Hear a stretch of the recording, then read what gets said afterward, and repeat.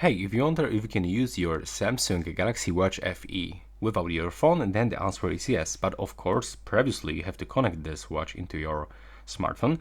And after this, you don't have to actually bring your phone together when you are just going to, or for a small walk, for example, or just go running.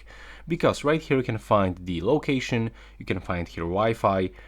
Of course, you will be not able to receive phone calls or messages because it actually goes straight from your phone and then redirect into your watch. Because right here we cannot input the SIM card, we cannot find eSIM right here.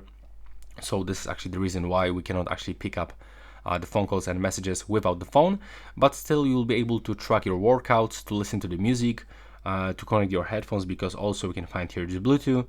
And for example, you will be able to use the Gmail because we can find the Gmail application, so we'll be able to answer the mails. You can use still WhatsApp. And yeah, this is pretty cool device, and that's all for this video. Right now, please subscribe to my channel.